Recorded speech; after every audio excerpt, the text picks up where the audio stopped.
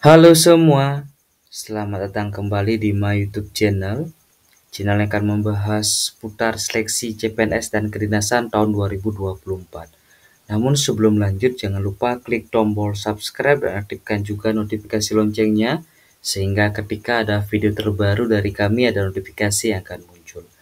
Pada kesempatan video kali ini, saya akan mengajak teman-teman untuk membahas soal-soal yang muncul pada pelaksanaan SKD CPNS kedinasan tahun 2024, khususnya pada hari yang kedua, di mana pada pelaksanaan SKD kedinasan tahun 2024, khususnya pada hari yang kedua, yang menjadi soal tersulit masih soal TWK, teman-teman.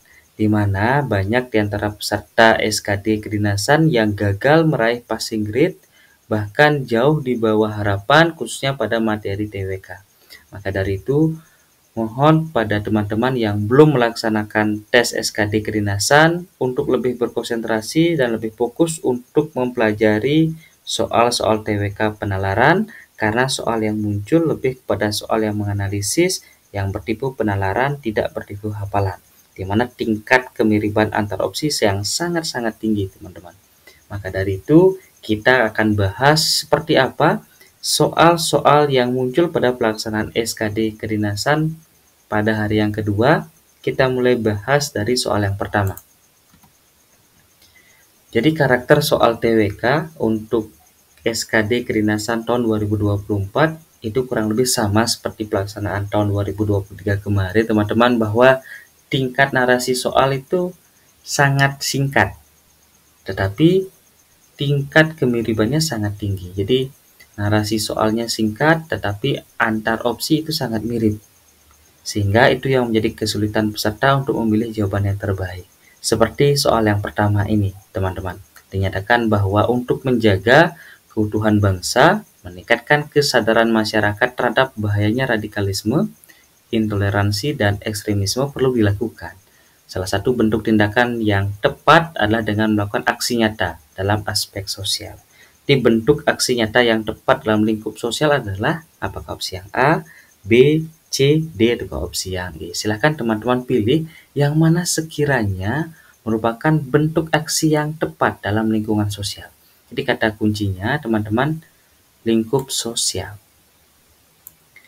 Kalau kita cermati dari opsi yang A, menyelenggarakan program pelatihan kewaspadaan dan keamanan bagi masyarakat. Ini konteksnya adalah bidang pertahanan dan keamanan, sehingga opsi yang A kurang tepat. Begitu juga dengan opsi yang B, mengembangkan program ekonomi kerakyatan, lebih kepada konteksnya ekonomi, teman-teman. Jadi kita harus bisa menemukan kata kunci, di mana kunci yang bisa kita pilih berkaitan dengan lingkup sosial. Kalau opsi yang C, membuka ruang diskusi atau dialog ya antar umat beragama untuk membahas isu-isu sosial yang sensitif dan perkuat toleransi antar umat beragama. Di sini sudah ada keterwakilan dari narasi soal yang pertama, teman-teman, berkaitan dengan isu-isu sosial, kemudian berkaitan dengan memperkuat toleransi antar umat beragama. Ini sudah ada kaitannya dengan narasi soal. Tapi kita simpan dulu ya. Kita cermati opsi yang berikutnya. Opsi yang D, membuat poster atau spanduk dengan pesan-pesan mengenai pentingnya menjaga kerukunan dan kesatuan bangsa. Kalau opsi yang D, itu aksi nyatanya berupa poster dan spanduk. Ini tidak mewakili bagaimana aksi nyata yang tepat, teman-teman. Kalau opsi yang E, membuat program kemitraan antara masyarakat dan kepolisian atau TNI dalam hal pemantauan dan pelaporan aktivitas yang mencurigakan. Ini juga berkaitan dengan pertahanan dan keamanan. Kalau lingkungan sosial, itu berkaitan dengan dialog dan diskusi antar umat beragama, teman-teman. Karena berkaitan dengan cara opsi yang C, itu yang paling sensitif dan dapat dibahas secara terbuka dan konstruktif, sehingga mengurangi potensi konflik, termasuk meningkatkan rasa saling menghormati dan saling memahami, teman-teman. Jadi sekali lagi kita harus temukan inti pertanyaannya dan kaitkan antara narasi soal dengan opsi yang terbaik. Maka sekali lagi opsi yang tepat adalah opsi yang C. Lanjut berikutnya, soal nomor 2.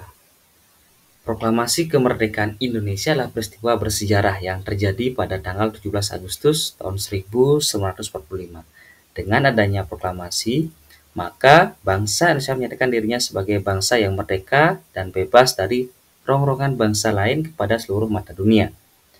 Proklamasi kemerdekaan Indonesia juga merupakan hasil dari perjuangan panjang dan gigih rakyat Indonesia melawan penjajahan dan penindasan, teman-teman. Kemudian inti pertanyaannya, berdasarkan narasi di atas, manakah pernyataan yang paling tepat menggambarkan makna dan implikasi dari proklamasi kemerdekaan Indonesia? Jadi, kita harus sesuaikan dengan narasi soal nomor 2, teman-teman. Karena kita diminta untuk berdasarkan narasi di atas yang menjadi makna dan implikasi dari proklamasi kemerdekaan Indonesia. Jadi, apa makna dan dampak dari proklamasi kemerdekaan Indonesia? Sebelum kita memilih opsi yang terbaik, apakah itu opsi A, B, C, D, atau opsi yang E, seperti apa yang sering kami sampaikan, kita harus mencari kata kunci, keyword dari soal nomor 2 ini. Jadi, kalau kita cermati soal nomor 2, dengan adanya proklamasi dari sini ya, teman-teman, maka bangsa Indonesia menyatakan dirinya sebagai bangsa yang merdeka dan bebas dari rongrongan bangsa lain kepada seluruh mata dunia. Ini menunjukkan bahwa kita sebagai sebuah bangsa merdeka dan kedepannya juga harus bisa mempertahankan kedaulatan, gitu ya teman-teman. Itu berkaitan dengan bela negara, siap menghadapi berbagai ancaman yang berupaya untuk merongrong bangsa Indonesia itu sendiri. Maka dari itu kita cermati opsi yang A, proklamasi kemerdekaan Indonesia adalah suatu tuntutan moral dan hak asasi manusia yang harus dihormati oleh seluruh bangsa di dunia. Ini juga bersifat positif, teman-teman, tapi tidak fokus kepada bela negara. Kalau opsi yang B, proklamasi kemerdekaan Indonesia adalah kesempatan emas untuk membangun negara yang maju, adil, dan sejahtera bagi seluruh rakyat Indonesia. Opsi B juga baik, tetapi lebih kepada cita-cita bangsa Indonesia. Padahal makna yang harus kita temukan dari soal nomor 2 ini adalah bebas dari rongrongan bangsa lain kepada seluruh mata dunia. Itu kita menunjukkan implikasi dari proklamasi kemerdekaan. Kalau opsi yang C, proklamasi kemerdekaan Indonesia adalah tanggung jawab besar untuk menjaga dan mempertahankan kedaulatan dan integrasi bangsa dan negara.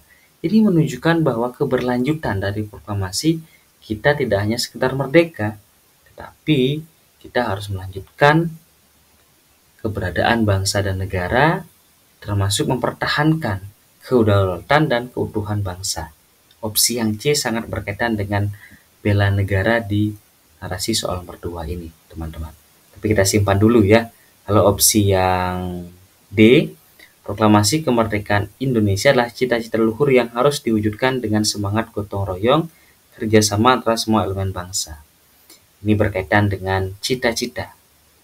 Kemudian kalau opsi yang E, proklamasi kemerdekaan Indonesia adalah inspirasi bagi bangsa-bangsa lain yang masih berjuang untuk memperoleh kemerdekaan dan kebebasan.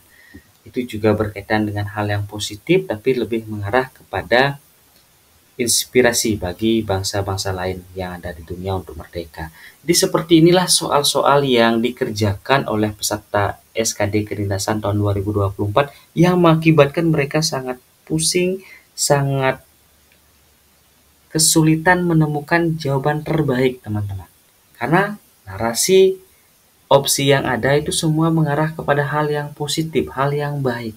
Tetapi wajib kita temukan bahwa inti pertanyaannya kita bisa menjaga keutuhan bangsa dan negara. Karena proklamasi kemerdekaan bukan hanya sekedar deklarasi formal, teman-teman.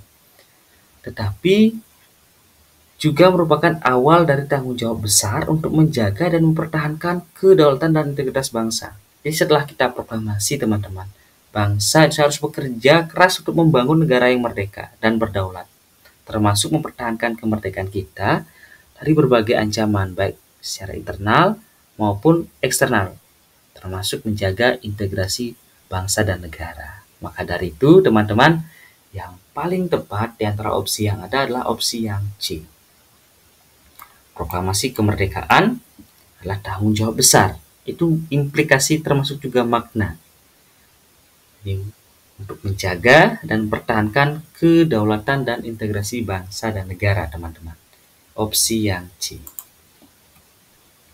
Kita lanjutkan soal nomor 3, masih berkaitan dengan soal TWK yang muncul pada pelaksanaan SKD Kedinasan tahun 2024, khususnya pada hari yang kedua. Tingkat kesulitannya sangat tinggi, tetapi narasi soalnya sangat singkat dan padat. Seperti soal nomor 3 ini, bangsa Indonesia adalah bangsa yang majemuk dengan keanekaragaman suku bangsa, budaya, dan agama.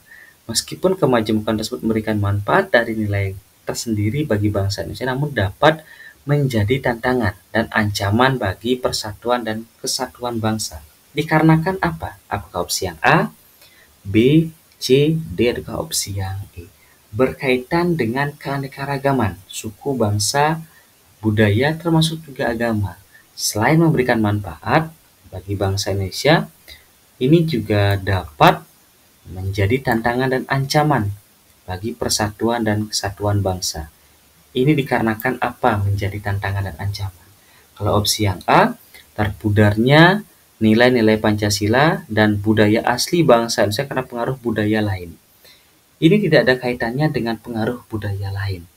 Karena kita fokus untuk dalam lingkup negara kesatuan Republik Indonesia, bukan karena pengaruh dari budaya luar negeri, teman-teman ya. Jadi dampaknya kita fokus kepada perbedaan yang terjadi di Indonesia, sehingga opsi yang A kurang tepat. Kemudian opsi yang B, akan banyaknya kepentingan dan pandangan dalam bangsa Indonesia sehingga sulit melakukan reformasi politik yang bebas dari KKN. Ini juga tidak ada kaitannya dengan politik, teman-teman. Sehingga opsi yang B kurang tepat. Opsi yang C, akan sulit tercapainya pemerataan pembangunan ekonomi dan sosial. Ini juga tidak ada kaitannya yang menjadi ekonomi dan sosial. Karena berkaitan dengan keanekaragaman, termasuk juga perbedaan yang terjadi di Republik Indonesia. Kalau opsi yang D, mudahnya masyarakat lepas kendali dikarenakan perbedaan pandangan tiap individu dan kelompok tertentu. Ini yang paling membahayakan persatuan dan kesatuan bangsa. Karena kita kaitkan kemajemukan itu sudah termuat di opsi yang D, berkaitan perbedaan. Kemudian ini yang akan membahayakan bagi persatuan dan kesatuan bangsa. Karena ada perbedaan pandangan tiap individu dan kelompok tertentu. Sehingga kalau kita cermati, sementara opsi yang terbaik adalah opsi yang D. Tapi kalau opsi yang E, ini pembangunan, tidak ada kaitannya dengan pembangunan, teman-teman.